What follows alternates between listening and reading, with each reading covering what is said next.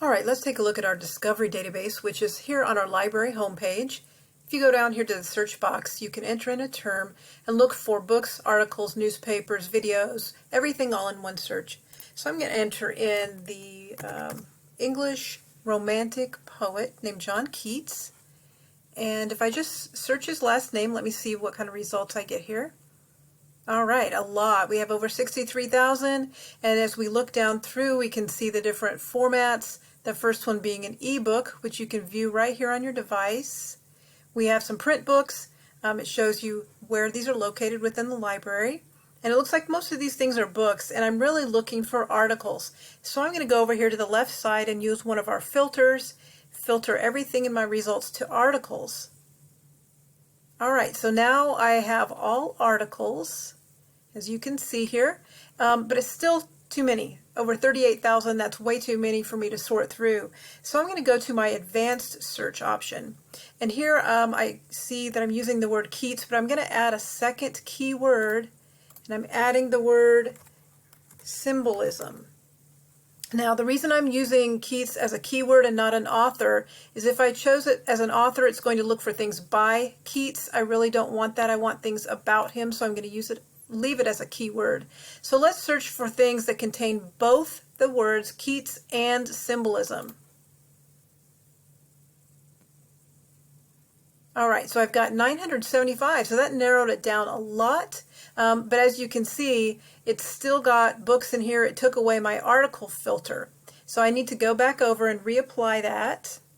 So now I'm going to look for, it's going to look for articles about Keats and symbolism. So we're looking through this. We can see that, yes, we've gotten things about Keats and symbolism. Things look very relevant.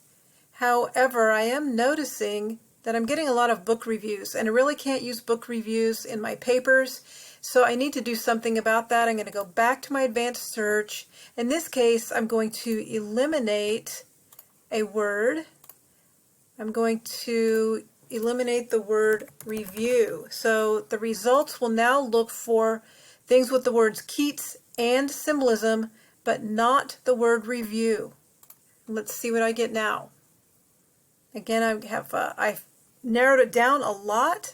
638, so I'm really making progress. I'm going to reapply my article filter.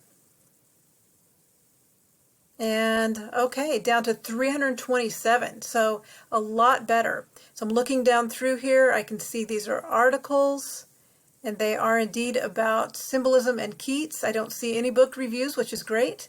But this is still really too much for me to sort through. So I'm going to notice that here, this is defaulted to libraries worldwide.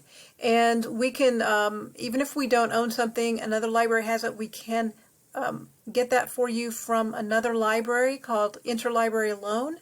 In this case, I don't want to wait the few days that takes. I want to see only items that Trevecca owns and has access to, so I'm going to select Trevecca here on the left side, and that's going to narrow it down a little bit more. So now I have 135, so it's really reducing our list. But I also want to make sure that everything I have is peer-reviewed, so that it's a scholarly article. So I'm going to click peer-reviewed under content type, and now that takes it down to 82 results. Much more manageable. If I want to add one more thing on, I could also click full text to make sure that everything I'm looking at, I can get the full text of the article, not just an abstract. So now I have articles that are full text immediately available to me, 79 results, much better than what I had before. We could use some of these other filters and narrow it down further if we wanted, but I think that's actually a pretty good list. I wanted to make you aware of some other tools in the database. We have the citation tool so that you can choose a citation style here, generate a citation for this item, copy and paste it into your paper, taking note that you do need to proofread this for accuracy. You can also get the permalink for this article. So this will give you the article link, goes directly to this article. You do not want to use the browser URL because that changes with each search session. The last thing is the email feature. So you don't want to try and reconstruct your searches. If you find something you like, go ahead and email that to yourself. It's going to send you this record that has a hyperlink that will take you directly to this article.